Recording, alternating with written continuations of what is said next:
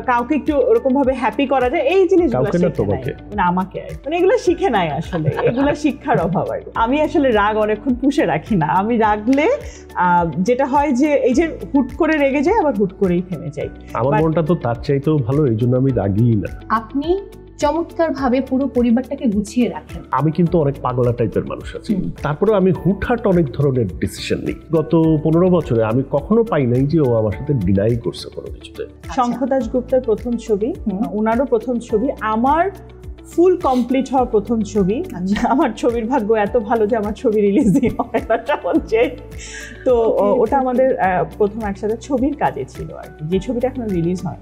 আমাদের বিয়ে হলো, বাচ্চা হলো, সংসারের এক যুগ পার হয়ে গেল, কিন্তু ছবি আর রিলিজ হলো না। আমার লাইফটা পুরোপুরি পরিবর্তন হয়ে গেছে। ঝগড়া কি নিয়ে বেশি হয়? কোথায় কোনো কারণ ছাড়া হয়। দুজনকে একসাথে আবার যদি আমরা অভিনয়ে দেখতে চাই শুরুর মতো, একসাথে নাই, কারণ আমি নিজে মেন্টালি এখনো রেডি না। নওশিন আপু বন্ধু হিসেবে মানে দর্শক কত পাবে, আর পার্টনার হিসেবে দর্শক কত পাবে? পার্টনার হিসেবে শি ইজ নাইস। বন্ধু হিসেবে আমি তাকে কখনোই বিচার করি না। এরা বয়ফ্রেন্ড, হাজবেন্ড, পার্টনার এভাবেই থাকা উচিত।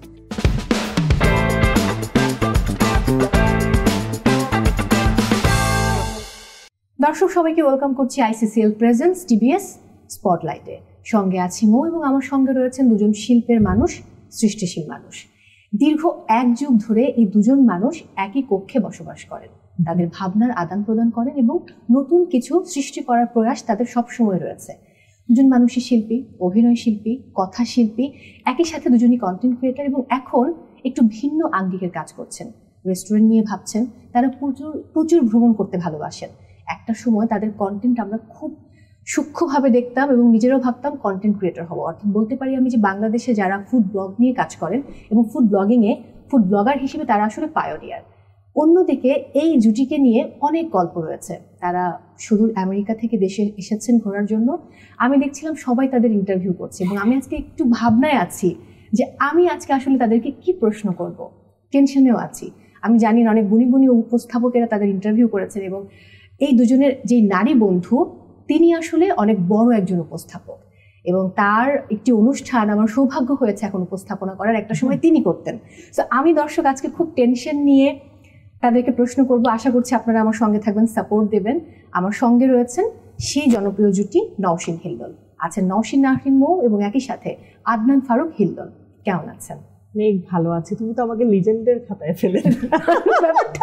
যেটা হয়েছে যে আমি আসলে খুব দুশ্চিন্তায় আছি, কারণ আমি এতগুলো ইন্টারভিউজ দেখে ফেললাম যে আরজি কিবরিয়া ভাই ইন্টারভিউ নিয়েছে, রেজা ভাইয়ের ইন্টারভিউ দেখলাম, আরও কি একটা ইন্টারভিউ দেখলাম, বোধহয় আরও ইন্টারভিউ আছে, গতকালকে নীল ইন্টারভিউ নিয়ে ফেলেছে। সর্বশেষ বোধহয় দর্শক এবার আমি শেষ ইন্টারভিউটা নিচ্ছি, মানে এবারের যাত্রায়। পরের বার অন্যটা দেখা যাবে। সময় কেমন যাচ্ছে আপনাদের এবারের ট্যুরে? ভালো যাচ্ছে, বাট জিনিস হচ্ছে যে এবার আমাদের সময়টা কম দেশে, বাট এবারই ব্যস্ততাটা আমার মনে হয় এই বিভিন্ন কাজ কিংবা ফ্রেন্ডস, ফ্যামিলি সব মিট আপে এবারে একটু বেশি প্যাকড। খুব স্বাভাবিক। হিলদল ভাই বলছিলেন আমি শুটিং করতে গিয়ে ফ্যামিলিকে টাইম দিতে পারছি না, এবং আমি শুনছিলাম খুলনা যেতে হবে, যশোরে যেতে হবে, আর অনেক জায়গায় যাওয়া এখনো বাকি, মানে ফ্যামিলি টাইম কাটানোর জন্য। না, আসলে আমার কাছে মনে হচ্ছে যে ফ্যামিলিকে টাইম দিতে গিয়ে ফ্রেন্ডস এন্ড ফ্যামিলিকে, শুধু ফ্যামিলি বলা ভুল হবে, ফ্রেন্ডস এন্ড ফ্যামিলিকে এবং টিভি চ্যানেলসকে টাইম দিতে গিয়ে আমার কাজটা করা হচ্ছে না ঠিক মতো। ওই কাজটা কি ভাই? আমি একটু বাতাসে খবর পেয়েছি আপনি বিভিন্ন OTT চ্যানেলে যাচ্ছেন, মানে OTT হাউসগুলোতে যাচ্ছেন, সেখানে আপনার সঙ্গে মিটিং হচ্ছে, নিশ্চয়ই কোনো কাজ নিয়ে আলোচনা হচ্ছে। না, স্পেসিফিক আসলে মিটিং হচ্ছে বলাটা ভুল হবে। ওই OTT-তেও যারা এখন আছে তারাও তো আসলে বন্ধু বান্ধব, ছোট ভাই বোন, এরাই তো ওই সবাই দাওয়াত দিচ্ছে, আসো লাঞ্চ করো, একসাথে একটু আড্ডা দিই, এইরকম করেই ঘটনা। আর আমার যেটা হয় যে প্রতি বছর আসলে পরে আমি মনে হয় বাংলাদেশে একটা এক্সাম্পল হয়ে থাকবো, যে কিনা 6 বছর এরকম একটা লং ডিস্টেন্সে থেকে বাংলাদেশের কন্টেন্টই রিলিজ করি, বুঝছো? মানে এভরি 3-4 মান্থস পরে এসে আমি 4 মাস 6 মাসের কন্টেন্ট শ্যুট করি বাংলাদেশে, তারপরে চলে যাই 6 মাস, এগুলো কন্টেন্ট রিলিজ হয়, আবার 5-6 মাস পরে আসি, আবার কন্টেন্ট শ্যুট করি, এরকম করে আমি চালাই। এই যে এখন আমি আসলাম, এখনও আমি এই যে বাড্ডার এইদিকে একটা কন্টেন্ট শ্যুট করে তোমরা বসে আছো, ওয়েট করতেছো, আমি কি করব, পরে একটা বাইকের পিছনে উঠে আমি তাড়াতাড়ি। এবং সেটার জন্য দর্শক নওশিন আপু কিন্তু খুব রেগেছিলেন। এবং হিল্লুল ভাই শুরুতে ট্রাই করছিলেন যে একটু হলে রাগটা ভাঙানো যায় কিনা। বাই দ্য ওয়ে, রাগকে সবসময় আপনিই ভাঙান? জীবনেও ভাঙায় না। আজকে তুমি কোথায় দেখলা যে সে ভাঙায়? না, এই যে দেখো না, হাসি দিয়ে ট্রাই না এই যে দেখো না রাগটা ভেঙে গেছে এইরকম। এটা তো ক্যামেরা অন হয়েছে বললে। এই যে ভাঙলো, এটা কিন্তু পরে হবে না। বিষয়টা হচ্ছে যে ফর নো রিজন একটা কথা আমাকে বলে দিল আর কি, হ্যাঁ, যেটা কোনো আগা মাথা বেস কোনো কিছু নাই, তো সেগুলোতে তখন আমার মুড অফ হয়ে যায় আর কি।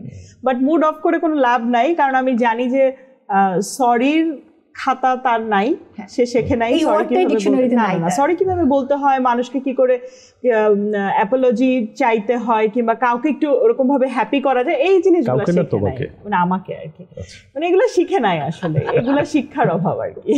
কিন্তু আপনি আবার আপনার কাছ থেকে আমি শুনেছি যে হিল্লুল ভাই খুব কম রাগেন, রেগে গেলে তো সেটা একদম সব শেষ, রাগেনি না, কিন্তু আপনি একটু বেশি রাগি। আমি বেশি রাগি, হ্যাঁ, আমি হুটহাট রাগি, কিন্তু আমার আবার ওই যে ওইরকম না আর কি, মানে আমার মনটা ভালো, তো ভালো মানুষ তো আমি আসলে রাগ অনেকক্ষণ পুষে রাখি না। আমি রাগলে যেটা হয় যে এই যে হুট করে রেগে যায়, আবার হুট করেই থেমে যাই।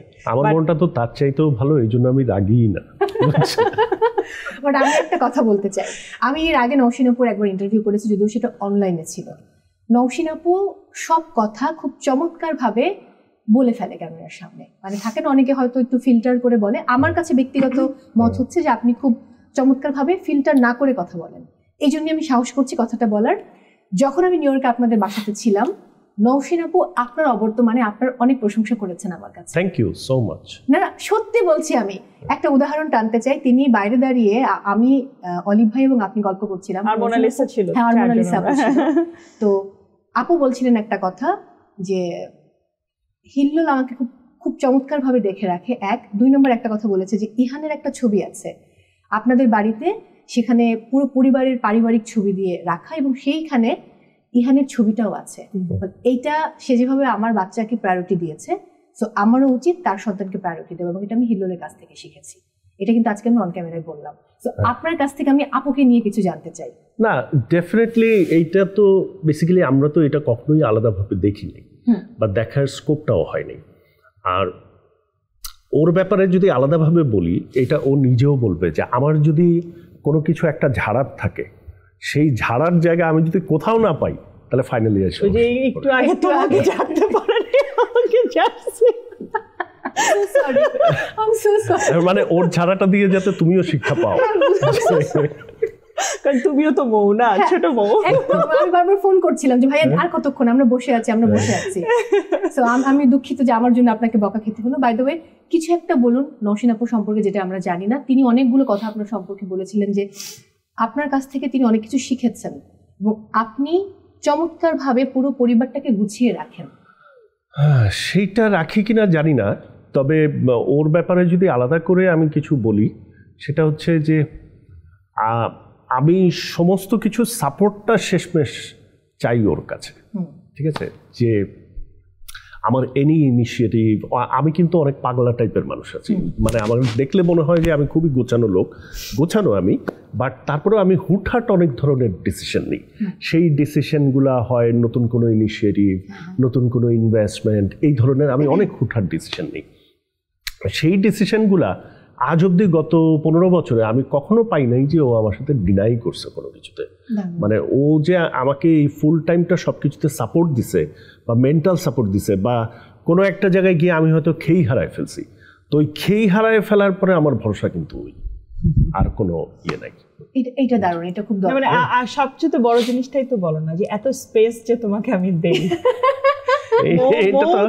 তুমি তো আমার অবশ্যই আসবো, শুধু স্পেস না, আমার মনে আছে ওটিটির কোনো একটা কন্টেন্ট বোধ হয়, যে কন্টেন্টটা নিয়ে অনেক অনেক কিছু বলেছি, কিন্তু আপু আপনাকে একদম চোখ বন্ধ করে বিশ্বাস করে। আমরা আমাদের তো অ্যাক্টিং করতে যেই পরিচয়, we are actors, we know what is character. মানে তুমি এখন যেভাবে আমার সাথে কথা বলছো, কিংবা আমরা কিছুক্ষণ আগে কি আমরা ওইভাবে কথা বলছি না, definitely not. So we R actors on camera, আমাদের কি করতে হবে অন ক্যামেরা, কতটুকু রিয়েল কতটুকু আনরিয়েল, এটাও আমরা জানি। হ্যাঁ, সো ওটা নিয়ে আমাদের আসলে কোনোদিন, আমরা উল্টা হাসি এগুলা নিয়ে।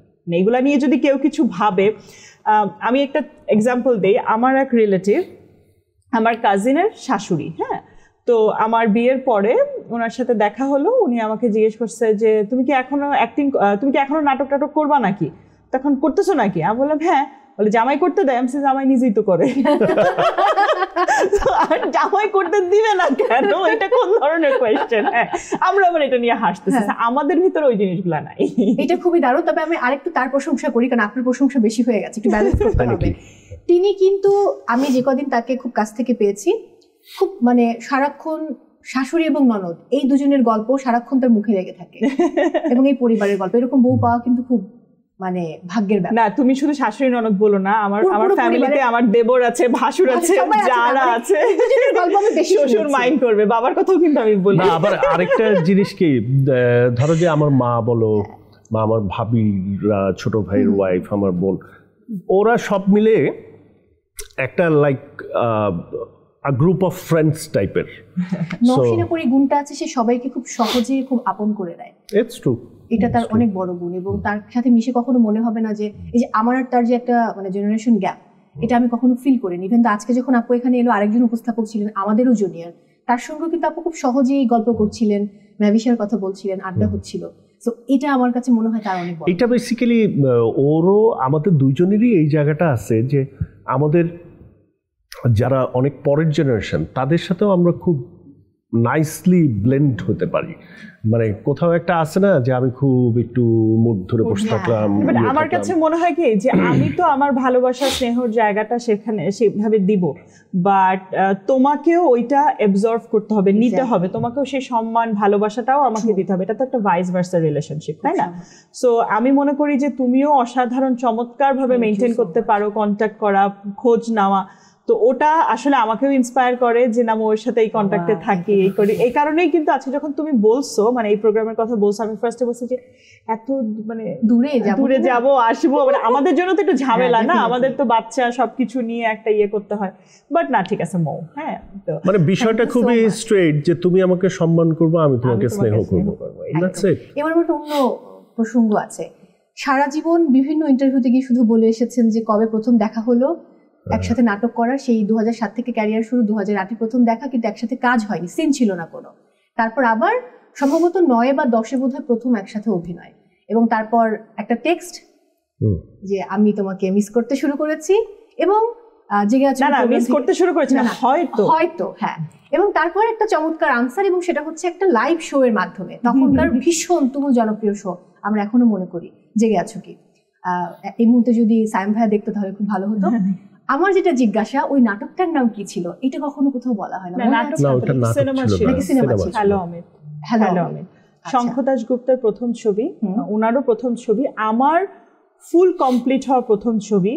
আমার ছবির ভাগ্য এত ভালো যে আমার ছবি রিলিজই হয় না সহজে। তো ওটা আমাদের প্রথম একসাথে ছবির কাজে ছিল আর কি, যে ছবিটা এখনো রিলিজ হয়নি। এখন পর্যন্ত রিলিজ হলে তো জানতাম, কোন শঙ্খ দাশগুপ্তের পরে প্রিয় মালতী করেছে সেই সময়। তো একদিক থেকে আমরা এটা নিয়ে নিজেরাও খুবই স্যাটিসফাইড, মজা করি যে আমাদের বিয়ে হলো, বাচ্চা হলো, সংসারের এক যুগ পার হয়ে গেল, কিন্তু ছবি আর রিলিজ হলো না। তো আমরা 2018-এ আমরা মুম্বাই গেলাম, ওরই কন্টেন্ট শুটের জন্য গিয়েছিলাম সেখানে। তো সেখানে যে ওই সময় হ্যালো অমিতে যে অ্যাসোসিয়েট ডিরেক্টর ছিল, উনি ইন্ডিয়া ছিল, মানে মুম্বাই। ও আমাদেরকে ডিনারে ইনভাইট করলো, বলে তোদের জন্য একটা সারপ্রাইজ আছে, you guys are married now, this and that, আমার একটা সারপ্রাইজ আছে। কি? সো ওর লিভিং রুমে বড় স্ক্রিনে বলে কি নে তোরা তোর হলে দেখতে পারবি, এইখানে তোদের ছবিটা দেখ। ইভেন কিন্তু ডিরেক্টর নিজেও দেখে নাই সিনেমা ফুল কমপ্লিট, শুধু আমরা দুজন দেখছি। এটা আমি শঙ্খ দাশগুপ্তের ইন্টারভিউ আবার করলে তাকে বলবো যে এটা আমি দেখছিলাম, আর আমি বলছি কি যে মামা এটা দেখতে পারতেছি না, আমি 2013-র 1 মার্চ বিবাহ বন্ধনে আবদ্ধ হলেন। তার আগে আমি ভুল না করলে 2011-র 6 সেপ্টেম্বরকে আপনারা মানে এটা কি লাভ অ্যানিভার্সারি পালন করা হয়? আমরা আমাদের অ্যানিভার্সারি ওটাই মানি। ও তাহলে কেমন কোনো ব্যাপার ছিল যে গোপনে বিয়ে করেছিলেন? না, বিষয়টা তা না আসলে। ওই দিন আর কি আমরা মেন্টালি ডিসাইডেড যে আমরা বিয়ে করতে চাই। 1 তারিখ তো আসলে ফর্মালিটি, আত্মীয় স্বজন মিলে যে জিনিসটা করা। সো আমরাও আসলে ওই যে 6 সেপ্টেম্বরটাই আসলে এখনো নিজের মতো ইয়ে করি আর কি। তো আমাকে 2022-তে যখন 1 মার্চ ওই সময়টা সে বাংলাদেশে ছিল, আই ওয়াজ প্রেগনেন্ট। তা আমি আমেরিকাতে, সে বাংলাদেশে। তো আমার কাজিনকে দিয়ে সে একটা সারপ্রাইজ পাঠাইছিল আমাকে, এই প্রথম এরকম সারপ্রাইজ। তো আমি তো মানে নিজেই হয়ে গেছি, বাট ও সারপ্রাইজ পাঠাইতে যে আমার কাজিন নিজেই সারপ্রাইজ হয়ে গেছে, কারণ ওই সময় আমার বাসায় থাকার কথা, আমি ছিলাম না। তা আমি ভাবতেছি ও কেন এটা পাঠাইলো, ও তো এই অ্যানিভার্সারি তো মানে না। তো আমি আম্মুকে বলতেছি যে কেন এটা করলো, এটা তো ও তো মানে না, ও তো 6 সেপ্টেম্বর মানে, বলে কি প্রেগনেন্ট তো এই কারণেই মনে হয়। হতে পারে। আমি তো ভাইয়া 6 মাস আগে আসলো, সেরা রাধুনির তার সঙ্গে আমার দেখা, তখন প্রোগ্রাম করে গেল। বোঝা যায় না যে তিনি আসলে আমেরিকায় থাকেন, বাট আপনাকে খানিকটা ফিল পাওয়া যায় যে না আপনি আছেন ওখান থেকে। আমরা ম্যাভিশার বিভিন্ন ভিডিও দেখতে থাকি। একটু ম্যাভিশার গল্পে যাই। খুব সুন্দর একটা পুতুল নিয়ে সারাক্ষণ খুব ভালো সময় কাটে। আমার মনে আছে যে ম্যাভিশা নানা নানি তার ছোটবেলার বালিশ নিয়ে এখনো ঘুমোয়। এটা খুবই সুইট। মানে ম্যাভিশা আসার পরে জীবনটা কতটুকু পরিবর্তন হয়েছে? আমার লাইফটা পুরোপুরি পরিবর্তন হয়ে গেছে। আমি বলবো যে আমার ম্যাভিশার নামের মিনিং হচ্ছে ব্লেসিং অফ আল্লাহ। হ্যাঁ, তো ও আসলে আমার জন্য একটা ব্লেসিংস। আমি মনে করি শুধু আমার জন্য না, আমাদের সবার জন্য, আমার ফ্যামিলি, ওর ফ্যামিলি, এন্টায়ার ফ্যামিলির জন্য হচ্ছে একটা ব্লেসিংস, একটা তো তুফান তাণ্ডব একটা। তো আমার হয়তো খুব বিজি টাইম যায়, আমার হয়তো সারাক্ষণই খুব বেশি ওর পিছনে সময়টা করতে হয়, আমি হয়তো নিজের অনেক কিছুই করতে পারি না, বাট আমি মনে করি যে এই টাইমটা তো খুবই অল্প সময়ের জন্য। এই শান্তিটা তো আমার আসলে আর কখনো আসবে না। বড় হয়ে যাচ্ছে না, আসলেই বড় হয়ে যাচ্ছে। মাঝে মাঝে আমি যেমন মিস করি যে ওই যে 6-7 মাসের যে বেবিটা, ওইটা আমি খুব মিস করি, যে আটকায় রাখা, যখন দাঁত ওঠেনি। ম্যাভিশাকে এখন যে ক্যারেক্টারটা দেখো, এই ম্যাভিশা হয়তো আর 6 মাস 8 মাস থাকবে এরকম, তারপরে ও কিন্তু অনেক কুল ডাউন, চেঞ্জড পুরো। আবার মাঝে মাঝে চিন্তা করে কুল ডাউন হয়ে গেলে কি হবে। আমাদের যেই হচ্ছে মানে আমাদের গাড়ি মানে যিনি আমাদেরকে চালিয়ে হেল্প করেন, শামীম, উনি হচ্ছেন এই ঢাকাতে। শামীমের সামনে আমি ওই দিন বলছিলাম যে এত দুষ্টুমি করে, তো তখন বলে কি ভাবি, ও যদি কথা না বলে, আপনি চুপচাপ বসে থাকলে ভাল লাগতো। তো পরে আমি আসলে চিন্তা করলাম যে আসলেই যে ও যদি চুপ করে বসে থাকে, আমাদের তো খুব বোরিং টাইমটা কাটতো এই জ্যামের মধ্যে, ওই তো আমাদেরকে মাথায় রাখে। খুব স্বাভাবিক ব্যাপার। হিলুল ভাই, আপনি চমৎকার রান্না করেন, আপনার হাতের সব রকম রান্না খুবই দুর্দান্ত। ও খেয়েছে তো। এখন আপনার বলা কথা যে আপনি সবসময় রান্না করেন, আপু সবকিছু ক্লিন করা, গোছানো সব দায়িত্ব তার। আপুর হাতের কোন রেসিপি আপনার প্রিয়? কখনো কখনো তো ভালোবেসে আপনাকে রেঁধে খাওয়ায়। হ্যাঁ, তো ও আসলে রান্না করে না, বাট রান্না করলে সবকটাই ভালো। যাই রান্না করে সেটাই ভালো হয়। 2-1টা কোনো দিন হয়তো একটু দেখা যায় যে একদম 20 হয় না, বাট সেগুলো 18 হয়। বাট মোস্ট অফ দ্য কেসেসে রান্না ওর ভালো হয়, কিন্তু রান্না করতে অলসতা। আর হচ্ছে আমাদের বাসায় যেটা হয়েছে, ও রান্না করার সময় যত ক্যাওয়াস করবে আর চিল্লাচিল্লি করবে, তার চাইতে আমার মনে হয় যে বাদ যা আমি করে ফেলি। এই অভ্যাস কি 2013 থেকে, বিয়ের পর থেকে, নাকি আমেরিকা যাবার পর আপনি পুরোদমে রান্নাঘর সামলান? না, আমি বেসিক্যালি রান্না করি 2020-এ, মানে কোভিডের টাইম থেকে শুরু হয়েছে। না, 2013-র পরের থেকে তো যেটা ছিল, আমরা তো বাংলাদেশে ছিলাম, কুক ছিল বাসায়, হেল্পিং হ্যান্ড ছিল, অনেক হেল্প ছিল আসলে। ওই দাওয়াতটাও হলে হয়তো দেখা যেত একটা দুটো আইটেম রান্না করতে। ও কিন্তু কখনো করে নাই। একবার মনে হয় করছিল, একবার আমরা ঈদের সময় আমাদের বাসায় ব্রেকফাস্টের দাওয়াত দিছিলাম, আমার আব্বু আম্মুকে, আমার শ্বশুর শাশুড়িকে, সবাইকে, আমার ভাসুর তখন ছিলেন দেশে, তাদেরকে। তো তখন ও একটা গরুর মাংসের একটা রেসিপি বানিয়েছিল, দ্যাটস ইট। বাট বেসিক্যালি ওর রান্নার প্রতি ভালোবাসা, প্যাশন ওই কোভিডের তো সবার চেঞ্জ হয়ে যায় না, সবকিছু পুরো চেঞ্জ হয়ে গেছে। আমি একটু দুজনের ছোটবেলার গল্পে যাব।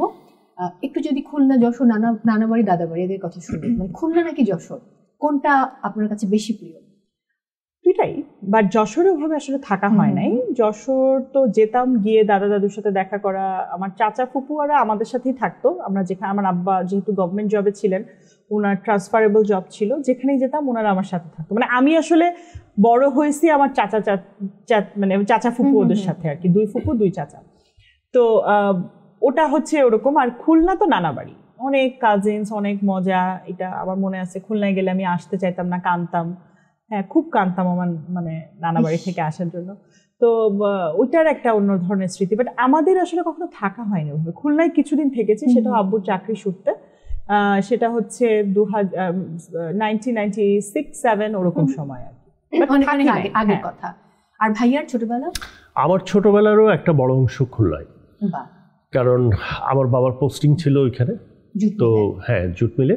তো ওইটা ছিল খুলনা, আর আমাদের নানা দাদার বাড়ি হচ্ছে সিলেট, পুরোটাই একদম মানে অনেক দূরে। তা আমরা মোস্টলি দেখা যেত যে ওই ডিসেম্বরে যখন ফাইনাল পরীক্ষার পরে স্কুল ছুটি হতো, আমরা প্রায় 1 মাস গিয়ে থাকতাম নানা দাদার বাড়িতে। তো মোস্টলি নানার বাড়িতে থাকা হতো, কারণ আমার দাদা দাদিও আমার বাবা যখন খুব ছোট তখন মারা গেছেন। সো চাচা চাচি এরা, চাচাতো ভাইটাই ওরা ছিল। তো মোস্টলি দেখা যেত নানার বাড়িতেই থাকতাম। আর আমার নানা দাদার বাড়ির ভিতরে 1 কিলোমিটারের ডিস্টেন্স, খুবই কাছাকাছি। হ্যাঁ, তো আমরা হেঁটেও চলে যেতাম ওই বাড়ি, আবার হেঁটে চলে আসতাম, এরকম মোস্টলি। এরকম তখন আপনি কি হতে চাইতেন? পাইলট মনে হয়। এক এক সময় এক একটা হতে চাইছে। হ্যাঁ, পাইলট এক সময় সব বাচ্চাদের ফ্যাসিনেশন, আপ টু ক্লাস 5-6 এরকম পাইলট। দেন মনে হলো ট্রাক ড্রাইভার একদম ছোটবেলায়। সো কিছু বুঝে না। হ্যাঁ, বাস ড্রাইভার, ট্রাক ড্রাইভার না, ওটা শবে বরাতের রাতে আবার দোয়াও করছিলাম যে আমি বাসটা চালাবো আর আমার বড় ভাই যে ও হেল্পার হবে। তো এটা একদম ছোটবেলা দিয়ে। তারপরে হচ্ছে ওই বাস ড্রাইভার থেকে পাইলট, পাইলট থেকে চলে আসলাম বিজনেসম্যান, আর বিজনেসম্যান থেকে যখন ইন্টারমিডিয়েট পড়ি আমি, তখন চলে আসলাম আর্টিস্ট ফর্মে। কারণ আমি একদমই যখন ইন্টারমিডিয়েট সেকেন্ড ইয়ার পড়ি তখন থেকে আমার থিয়েটার শুরু, স্টেজে কাজ করা।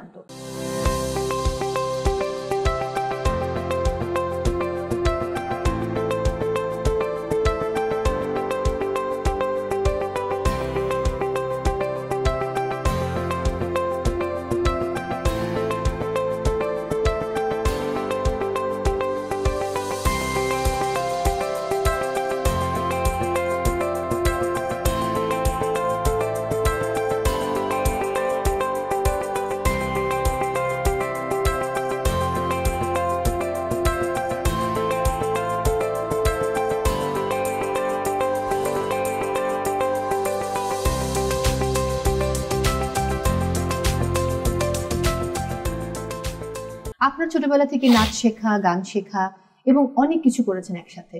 একটা সময় নাচ মানে ছেড়ে দিয়েছিলেন নাকি? নাচ গান দুটোই ছেড়ে দেওয়া হয়েছে। যে ছোটবেলায় যেটা হয় না, যে মিডল ক্লাস ফ্যামিলিতে কি হয়, আরো যদি তুমি বিভিন্ন মফস্বল শহরগুলোতে বড় হয়ে থাকো, বাবা মার, আমি তো ফার্স্ট মানে সন্তান, প্লাস হচ্ছে একটাই মেয়ে, আমার একটাই ভাই আছে।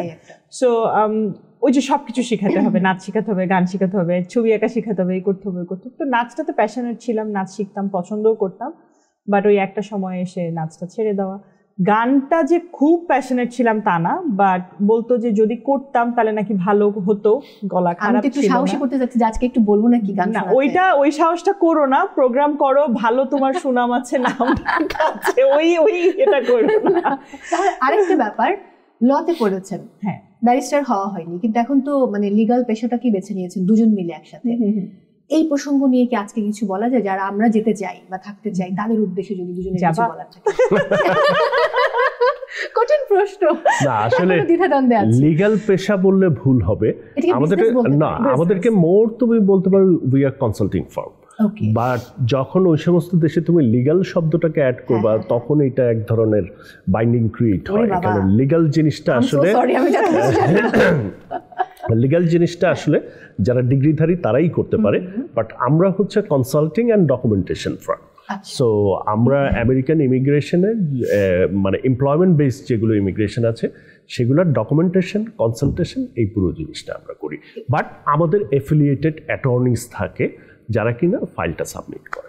I mean, we do all the documentation with the guidance. আমাদের যে ল ফার্মগুলো অ্যাফিলিয়েটেড আছে তাদের গাইডেন্সের উপরে ভিত্তি করেই হচ্ছে ওনারা আমাদেরকে গাইড করে, আমরা সেভাবে ডকুমেন্টটা প্রিপেয়ার করে দিই অ্যাসিস্ট্যান্ট হিসাবে কিংবা office, however you explain it. হ্যাঁ, আমরা ডকুমেন্টেশনটা প্রিপেয়ার করি, দেন তারা হচ্ছে বাকি সমস্ত লিগ্যাল যে সাপোর্ট দেওয়া লাগে সবকিছু করে তারা সাবমিট করে। আমরা আসলে মুখে বলতে পারি না যে আমরা লিগ্যাল সাপোর্ট দেই, আসলে দেই মানে অভিজ্ঞতার আলোকে আমরা অনেক ধরনের সাপোর্ট দেই। কি হবে, কিভাবে করতে হবে, কোন প্রক্রিয়ায় করতে হবে, কে কোনটা এলিজিবল, কে কোনটা এলিজিবল, এই জিনিসটা। That's great. আর রেস্টুরেন্ট নিয়ে ভাবনা কি, রেস্টুরেন্টের নাম এবং সেখানে কি কি থাকছে, আমি সেই বিষয়গুলো নিয়ে আজকে জানতে চাই। আর রেস্টুরেন্ট বেসিক্যালি ওনার উদ্যোগ, উনি এটা নিয়ে বলতে পারবে সবচেয়ে ভালো, আমি জাস্ট ওনার পাশে সাপোর্ট। উনি হচ্ছেন আমার ব্যাংক। শুধু সাপোর্ট এভাবে পাশে থেকে দিলে হবে না, আমার যখন যা লাগবে সেটাও দিতে হবে। তো রেস্টুরেন্টে আসলে বেসিক্যালি আমি ওকে সবসময় বলতাম, ইনফ্যাক্ট ওর যেহেতু ফুড নিয়ে অনেক প্যাশন, আমরা যখন শুরুতেই আমেরিকা গেছি তখন আমার বাবা খুব বলতো, ও সব সময় ভাগতো না না আমি এই দায়িত্বের মধ্যে যাবো না, আমি এত টেনশনে, আমি বারবার বাংলাদেশে যাবো, আমি এগুলোর দায়িত্ব নিতে পারবো না। তো দেন আমরা যখন লং আইল্যান্ডে, তুমি তো গেছো আমার বাসায়, লং আইল্যান্ডে শিফট করলাম, ওখানেও আমি হঠাৎ করে একদিন আমাদের খুবই লুক্রেটিভ একটা স্পেস, যেটা হচ্ছে আমাদের ওই যে LIR স্টেশন, ওটা হচ্ছে মার্কেট প্লেস, ওখানটাতে আমরা একটা খুব চমৎকার একটা মানে জায়গা পেয়েছি, লোকেশনটা পেয়েছি, যেটা হচ্ছে আমার অ্যাফোর্ডের মধ্যে পড়ে, সবকিছুর মধ্যে পড়ে। আমি দেখলাম যে কনটেক্সট ভালো, পোটেনশিয়াল আছে, সবকিছু মিলে তখন আমরা ওটা চিন্তা করলাম যে ওকে লেটস ডু সামথিং। তো ওইটা এখনো আসলে আমরা স্টার্ট করি না, we are on process of starting. বিদেশে তো আসলে এক কথায় কোনো কিছু হয় না, আস্তে আস্তে সব প্রসেস যায়, সবকিছু খুব সিস্টেমের, মানে অনেক ধরনের কমপ্লায়েন্স ইস্যুস থাকে, পারমিশন, লাইসেন্স, এটা ওটা করতে করতেই আসলে সময় যাচ্ছে। বাট হোপফুলি আমরা তাড়াতাড়ি যদি শুরু করতে পারি তখন একটা পোস্ট ডেফিনেটলি দিব আর কি। নাম কি হবে রেস্টুরেন্টের এখন বলা যাবে নাকি? ওনার নামে নাম? আমার নামেই নাম তো, এন ক্যাফে। এন ক্যাফে, বাহ, দারুণ দারুণ দারুণ। আমি কোনোদিন গেলে আমি দিব এম ক্যাফে। ঝগড়া কি নিয়ে বেশি হয়? উদয় কোনো কারণ ছাড়া হয় না, ফাইনালি যখন কনক্লুশন টানা হয় ঝগড়ার পরে, বহুবার আমি তাকে বলেছি এই জিনিস যে আচ্ছা বলো তো ঝগড়াটা কি নিয়ে হয়েছে, এর কোনো ভ্যালিড রিজন আছে? না, আসলে না valid reason most of the পিপলের এটাই হয়।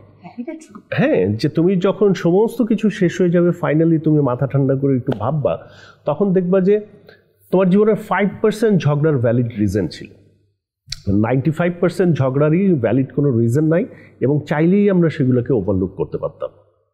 আসলে হয় কি, বাট মাঝখান থেকে কি হয়, একটা সলিড সময় নষ্ট হয়। সুন্দর, এটা তো উনি ওনার কথা বললো, কিন্তু আমার কথা হচ্ছে যে আমি আস্তে আস্তে আজকে একটা ভিডিও দেখছিলাম আমির খান এবং ওই মেয়েটার নাম যেন কি, জেনেলিয়া ডিসুজা, হ্যাঁ, তাদের মনে হয় কোনো ওটিটির কোনো কাজের হয়তো একটা ক্লিপিংস আমার চোখে পড়ছিল। তো ডায়লগটা আমার কাছে খুব ভালো লাগলো, হিন্দি বলছিল, এরকম ছিল যে মহিলাটা আক্ষেপ করছে যে why don't you speak up. তো আমির খান তখন বলছে যে কেন বলবো, হ্যাঁ, আপনো সে কাহা লড়া যাতা হ্যাঁ, মানে নিজের মানুষের সাথে কেন আমার প্রত্যেক দিন আমি ঝগড়া করবো, ঝগড়া তো করতে হয় দুনিয়ার সাথে, আর তোমার আমার সাথে ঝগড়া করলে তুমি জিতো আমি জিতি, আমাদের রিলেশন তো সবসময় হারছে। So which is a very very strong thing. হ্যাঁ, তোমার আমার ঝগড়ার ভিতরে কিন্তু তুমি হয় যে তুমি জিতবা, নয় আমি জিতবো, কিন্তু প্রত্যেকবারই কিন্তু সম্পর্কটা হেরে যাচ্ছে। হ্যাঁ, এটা খুবই আমার খুব হিট করছে। বাট দেন আমি আসলে রিয়েলাইজ করি যে সম্পর্কটা হেরে যাবে কেন। একটা সম্পর্কে আরেকটা সম্পর্ক, মানে আমরা যখন একটা সম্পর্কে থাকি, হোয়াট আই এক্সপেক্ট যে আমি যা ভাবতেছি, আমি যা চাচ্ছি, তুমি সেটা বুঝো। এখন তুমি যদি বুঝে না বোঝার ভান করো, এটা করে সে, এটা সবসময় করে। হ্যাঁ, এই কারণেই কিন্তু ঝগড়াটা বাঁধে। খুব কুল, তাই না? অনেক হিল্লোল ভাইয়ের বিষয়টা কি জানো, খুব ভাল লাগতেছে, এই যে রাগ হচ্ছে, একটু দেখি, একটু মজা নেই, ও হচ্ছে বিষয়টা তাই। আমার মনে আছে যে আমরা সবাই বসা, অনেক লোকজন আসবে, ঠান্ডা মাথায় আপনি চলে গেলেন মানে ব্যবসা কিনে শপিং এ গেলেন, মলে গিয়েছিলাম, আমি আর ভাইয়া বের হলাম, ভাইয়া বলতেছে একটা কাজ করি, আমি এখান থেকে পিৎজা কিনে নিই, পিৎজা বানিয়ে ফেলবো, এবং মানে বার্গার বানিয়ে ফেলবে। এরকম কি বাসায় সবসময় করে? কিছু একটা মনে হলো রেস্টুরেন্টে না গিয়ে বাসায় বসে? হ্যাঁ, বাসায় ম্যাক্সিমাম টাইম কিন্তু বাসায় বানানো হয়। আবার যেমন অনেক সময় ফ্রেন্ডসরা যে আসে না, ওর তখন মনে হলো যে সব সময় কেন আমাকে ওই পোলাও, ভাত, ডাল, মাংস এগুলো রান্না করে খাওয়াইতে হবে, so let's do something different. একবার আমাদের বাসায় সবাই ব্রেকফাস্টের টাইমে আসবে, মানে কথাবার্তা, মিটিং কি একটা কারণের জন্য, okay let's do breakfast sandwich. ও যে চলে গেল বাইরে, যে ওই জিনিসপত্র নিয়ে এসে সুন্দর মতো ব্রেকফাস্ট স্যান্ডউইচ বানাই দিল। মানে ওর এই সমস্ত প্যাশন আছে। আমার ভাবতে ভালো লাগে, করতে ভালো লাগে না। আর জিনিস করার সময় লাগে না, একদমই সময় লাগে না। ওই সমস্ত জায়গায় দেখছো না, এভরিথিং ইজ রেডি, তুমি খালি ওই জিনিসগুলারে কম্পাইল করবে আর কি, একটার সাথে আরেকটা জোড়া দিবা। হ্যাঁ, একটার সাথে আরেকটা জোড়া দিবা, দ্যাটস ইট। আমি শুনছিলাম যে ওটিটির কাজ নিয়ে অনেক কথা হচ্ছিল, শুরুতে একটা প্রশ্ন করেছি, যদিও আপনি খুব পাশ কাটিয়ে গেছেন। দুজনকে একসাথে আবার যদি আমরা অভিনয়ে দেখতে চাই শুরুর মতো, তাহলে কি আসলে অপরচুনিটি আসলে কোনো সম্ভাবনা আছে? আমি জানতে চাই। অপরচুনিটি আমি যেহেতু খুব ফ্রিকোয়েন্ট যাওয়া আসা করি, আমার কাছে প্রচুর অপরচুনিটি আসছে, কিন্তু সময়ে ম্যাচ করে না। আবার অনেক সময় দু একটা প্রজেক্টে বলছি আচ্ছা আসতেছি টিকিট পাঠাও, তখন প্রজেক্ট আবার টিকিট এফোর্ড করতে পারে নাই, বুঝছো? তো আমার নিজের একটু ব্যক্তিগতভাবে ইচ্ছা আছে যে হয়তো সামনের বছরে আমি একটা কোনো প্রজেক্টে অ্যাটলিস্ট 2-4 দিনের জন্য হলেও একটু। দুজনকে একসাথে পাওয়ার কোনো সম্ভাবনা নেই? একসাথে নাই, কারণ আমি নিজে মেন্টালি এখনো রেডি না। মেন্টালি কি ফিজিক্যালি কোনোভাবেই আমি আসলে রেডি না। এই যে আমি এই যে লাইটের সামনে বসে আছি, আমার মনে হচ্ছে আমার হঠাৎ করে আমি না পড়ে যাই। একটা মানুষের আবার দেখবা বাচ্চা হওয়ার পরে কিন্তু অনেক কিছু চেঞ্জেস হয়, ঠিক আছে? আমি জানি না, আমি হয়তো মানসিকভাবে ওই জায়গাটাতে নাই যে আমি অভিনয় করবো। আবার মনে করো যে অভিনয় তো ভীষণ পরিশ্রমের কাজ, হ্যাঁ, তো এখন আমাদের শরীরটা ওইটার থেকে তো বেশ কয়েক বছর দূরে। এই যে মনে করো লাইট ফ্যান সমস্ত কিছু বন্ধ করে, এসিটিসি বন্ধ করে একটা শট নেওয়া, হাই পাওয়ার লাইট, ওইটা আমি এক শিফট শুটিং করে পালাইও যেতে পারি শুটিং থেকে, বুঝছো না? কিন্তু যদি উপস্থাপনের অফার আসে তাহলে সেটা আমি ইন্টারেস্টেড, বাট সেটাও আসলে ওই যে তোমাকে তো আমি বলছিলাম আমার মতো করে বাদ দিলে তো বেশ ভালো চলছে। আচ্ছা, এটা আসলে কেন বাদ দিলাম, এটাও একটা প্রশ্ন যেটা আনসার আমার কাছে নাই। আই এম ভেরি লেজি, ঠিক আছে? আমি আসলে ওই যে ভাবতে ভাবতে অনেক কিছু সময় পার হয়ে যায়। বললাম না যে আমি প্রত্যেকবার, তোমাকেই তো বলছিলাম না, আরো অনেককে বলছিলাম যে আমি প্রত্যেকবার মনে করি যে আমি জানো একবার ফোন কিনে ফেললাম নতুন একটা, যে ব্লগ করব, ঠিক আছে? আমি এখন সবাই এভাবে ব্লগ করে, আমি খুব নাইস ইনোভেটিভ ওয়েতে এই ব্লগ করবো, এটা করবো, ওটা করবো, এভাবে কথা বলবো, আমার রিচ আছে আমার ভিডিওসগুলোতে, আমি এটা করবো। আমি শুরু করি, শেষ করি, মাঝখানে যে কিছু করতে হবে এটা ভুলে যাই, আবার শুরু করি, মাঝেও যাই, শেষ করতে ভুলে যাই। তুমি জানো আমাদের নিউ ইয়র্কের বাসায় উনি এই উইথ মাউসিন শোটা যদি ভালো মতো করতে পারে, পুরো সেটআপ নাকি আছে? হ্যাঁ, সব সেটআপ আছে, লাইট আছে, বড় বড় লাইট আছে, হ্যাঁ, সব তারকারও নিউ ইয়র্কে এখন। মনে আছে তুমি আমাকে একটা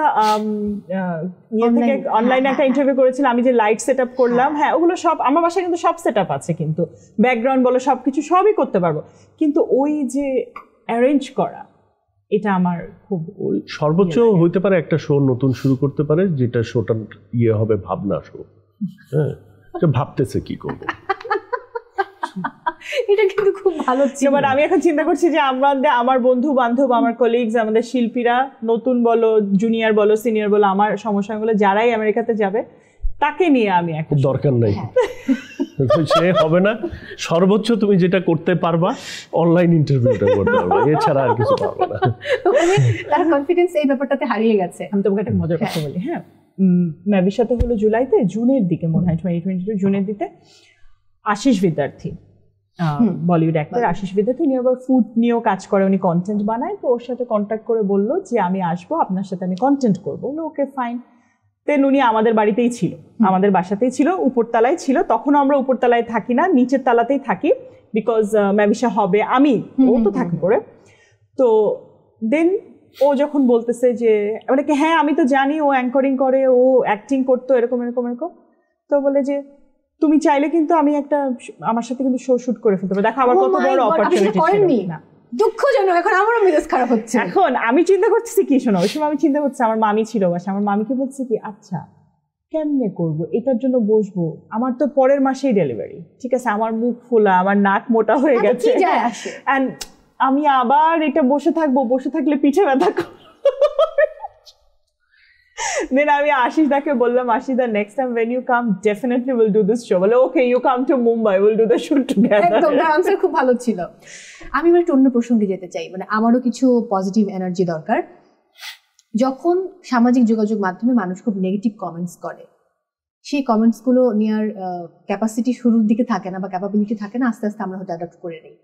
কতটা এটা মানে মানসিকভাবে বিধ্বস্ত করে? আমি তো পড়ি না। আমি পড়ি, আমার যখন সময় থাকে, সময়গুলো হচ্ছে ধরো ম্যাবিশাকে ঘুম পাড়াচ্ছি, ঠিক আছে, ম্যাবিশাকে নিয়ে বাসে শুয়ে আসছি, তো আমি কথাও বলতে পারতেছি না, ফোনে কোনো ভিডিও দেখতে পারতেছি না, তখন কমেন্ট পড়ি, বুঝছো?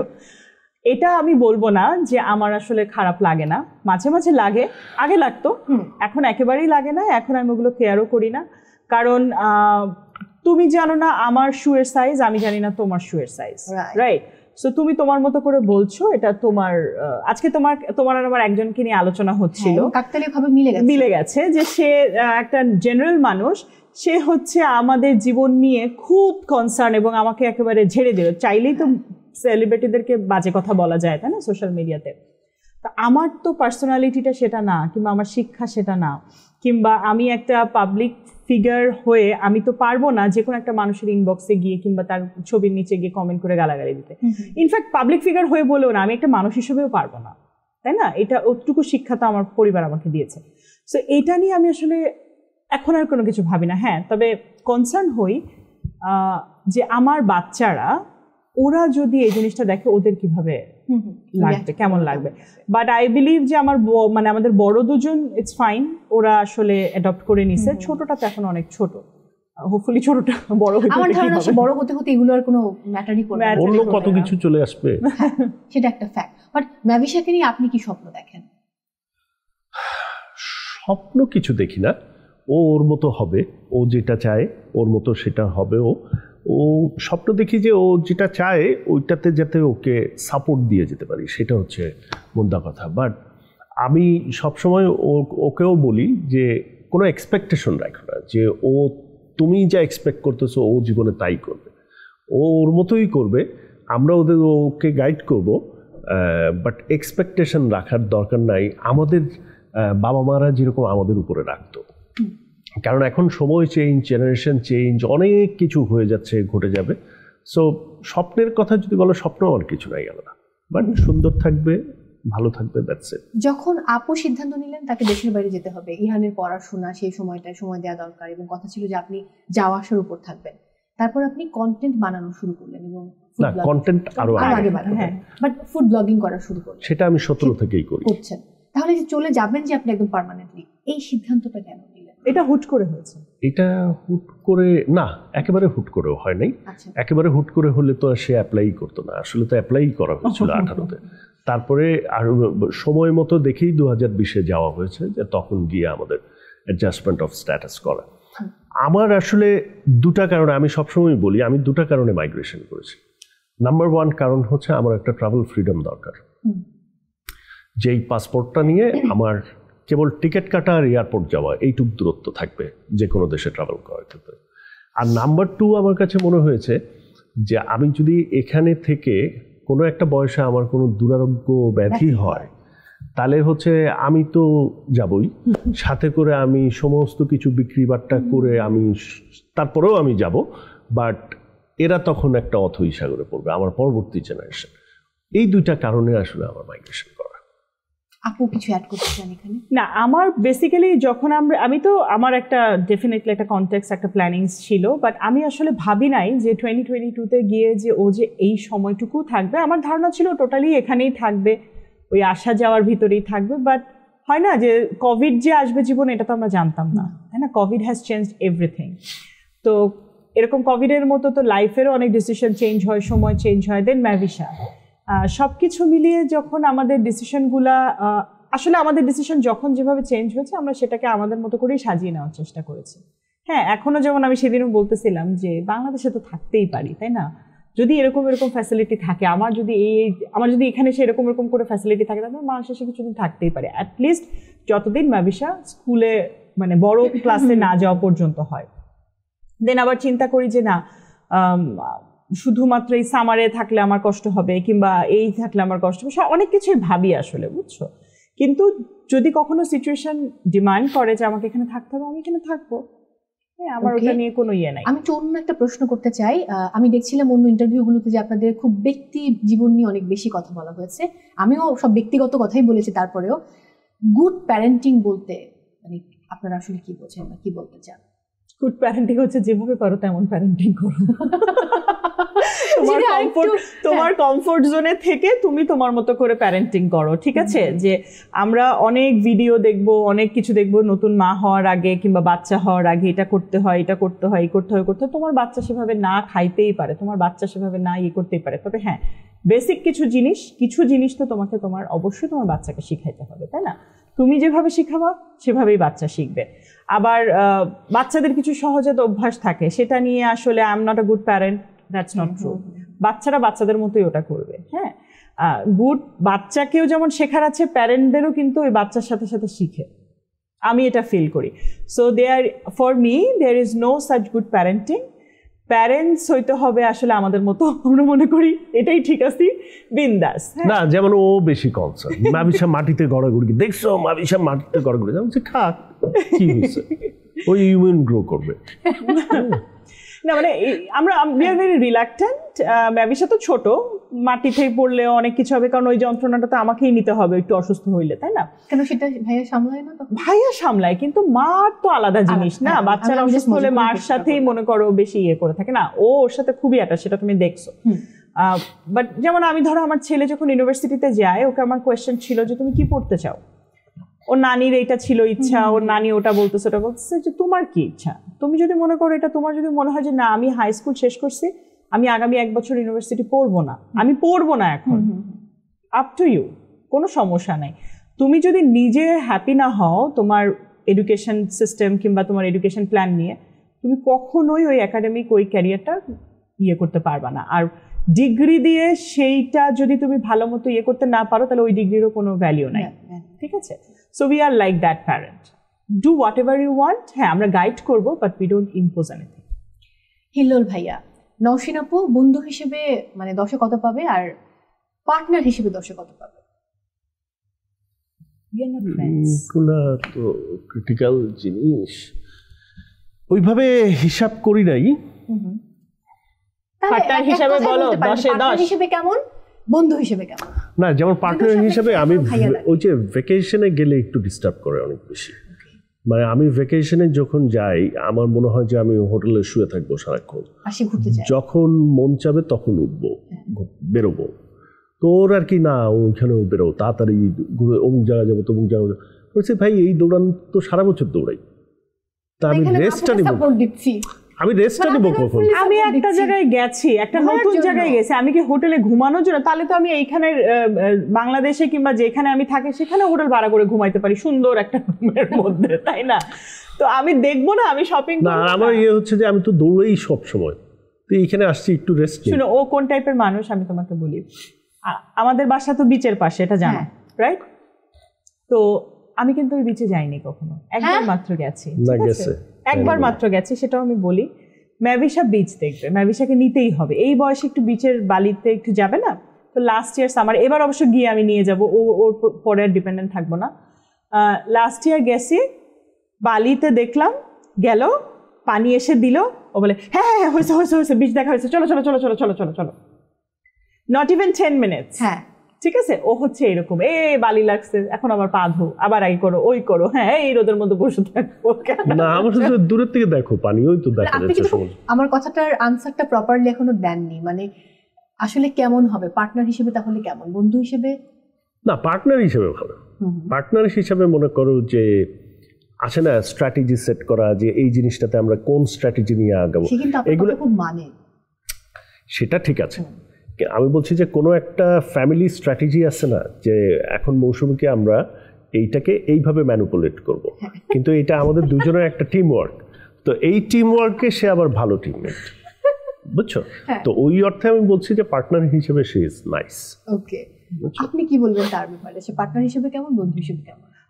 বন্ধু হিসেবে আমি তাকে কখনোই বিচার করি না, কারণ না ভাইয়া তো ডাকি, হিলোর ভাইয়া তো ডাকি, বাট আমি মনে করি পার্টনার, হাজবেন্ড, বয়ফ্রেন্ড, এরা বয়ফ্রেন্ড হাজবেন্ড পার্টনার এভাবেই থাকা উচিত, বন্ধু হওয়া উচিত না। বন্ধু আমার ছোটবেলার বন্ধু, যার কাছে আমি সব বলতে পারবো।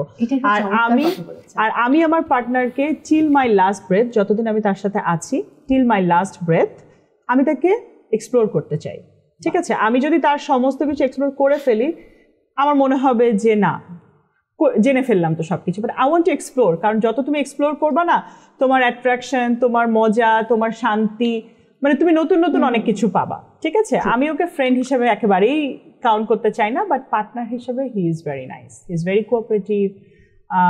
মানে একটা মেয়ে কি চায়, সেই ওই যে গার্ডিয়ান হিসেবের একটা পার্টনারও চায়, আবার চায় হচ্ছে যে তুমি তার সমস্ত কিছুটাকে বুঝো, গাইড করো, বুঝে গাইড করো, তার ভালো লাগা খারাপ লাগা সবকিছু করো।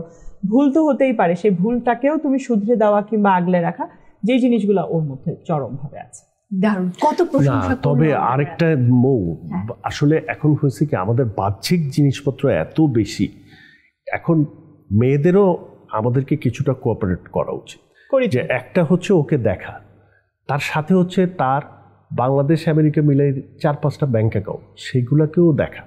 ব্যাংক অ্যাকাউন্ট নাম্বার তো তোমাকেই মনে রাখতে হচ্ছে, কারণ তো তার যখন না ফেসবুক পাসওয়ার্ড না, ফেসবুকের পাসওয়ার্ড না, শুধুমাত্র ফেসবুকের পাসওয়ার্ড ছাড়া অন্যান্য যে ব্যাংক, এই আমার অমুক ব্যাংকের অ্যাকাউন্ট নাম্বার কত যেন, তো এটা কে দিবে?